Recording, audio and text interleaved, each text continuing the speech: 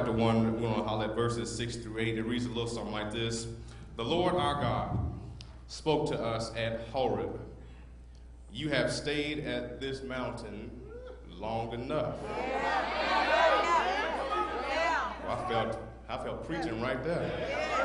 He says, resume your journey and go to the hill country of the Amorites and their neighbors in the Arabah, the hill country, the lowlands, the Negev, and the seacoast, to the land of the Canaanites, and to Lebanon as far as the Euphrates River. See, I have set the land before you. Enter and take possession of the land the Lord swore to give to your fathers, Abraham, Isaac, and Jacob, and their descendants after them. If you will just turn and look at your neighbor and give them a good Sunday morning smile. No, you didn't smile right there. And just tell them today, the preacher's going to talk about, it's just the preseason. Amen. You may be seated. It's just the preseason. You know, I'm a sports enthusiast, and I oftentimes try to find a little parallels between sports and life. And one of the things that God revealed to me was there's generally 3 stages in the arena of sports.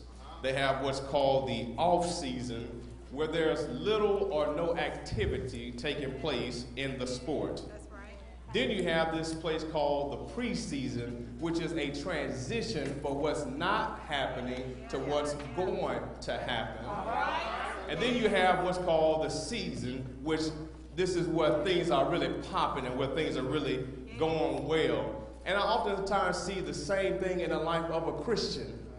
Because you begin in a place called off season where it doesn't seem like there's much activity taking place in your life.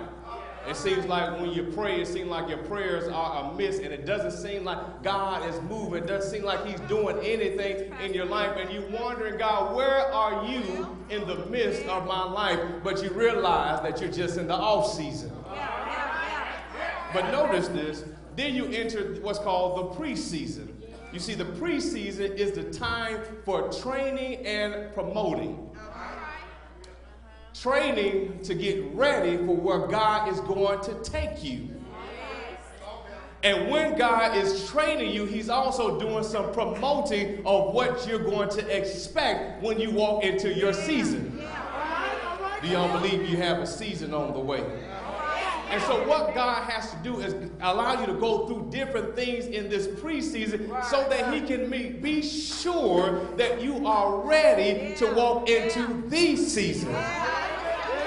Because if you don't take advantage of what's going on in the preseason of your life, you're not going to be ready for the season in your life.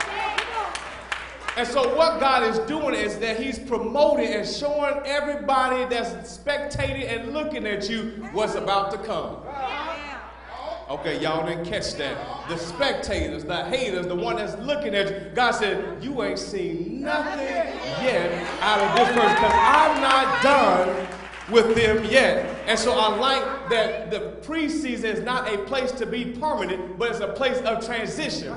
Now, get this, some people confuse the preseason with the season. And they become too comfortable on what's going on right now and not realize that God has something greater later. It's what we call going from glory to glory. That's why I was encouraged when Pastor Kelly said that the church started out in a chicken house. It wasn't designed for you to stay in the chicken house. Tell your neighbor it was a place of transition. And so when you transition from there to Tatum Street, it wasn't designed for you to stay there, but it was designed of transition so that you could get here. But watch this. We're not designed to just stay here.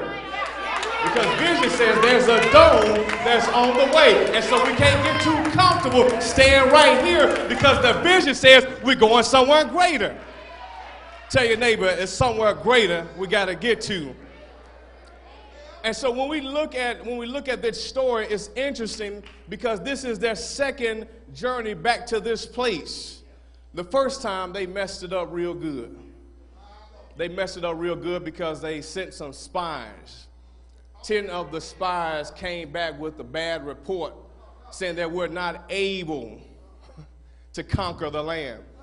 Understand something, God had already promised them that land, but because they lost sight of vision, this is what they said: we're like grasshoppers in our own sight. I have to tell you, you have to be careful who you're connected to, because the person that you're connected to may kill your vision. Y'all don't hear what I'm saying. Because if you're around people that's always got something bad to say, ain't nothing ever good for them, everything's wrong, that's when you got to separate from those kind of people, because they will kill your vision. Encourage your neighbor, say, get away from vision killers. And so I like the attitude of Joshua and Caleb, because they had the attitude that we are more than able. We are more than able to take the land that God has promised us. And when God has given you a vision, when you don't give up on the vision, God is saying, I've already given it to you. And so when we think about vision, we understand that vision propels us to the next level. When you forget vision, you die. When you don't have vision, people die. People around you get confused. That's why we thank God that we have a pastor who has vision that's leading us from glory to glory. And so I have two problems with this particular story, because they knew the promise, but they ignored it. These spies knew the promise, but they ignored the promise. I need to tell you, you cannot forget the promises of God. Y'all don't hear what I'm saying. We have promises like weeping may endure for a night, but joy. That's a promise. God said he will never leave us nor forsake us. That's a promise. He says that we are more than conquerors. That's a promise. He says greater who's in us than he that's in the world. That's a promise. So we cannot forget the promise. So when we go through hard times, we can remember the promises of God that keeps us, that sustains us in the midst of adversity. So tell your neighbor, don't lose sight of the promise.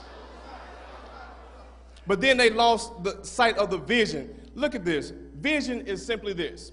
It's vision in the future tense that orders our steps in the present tense and brings us out of the past tense.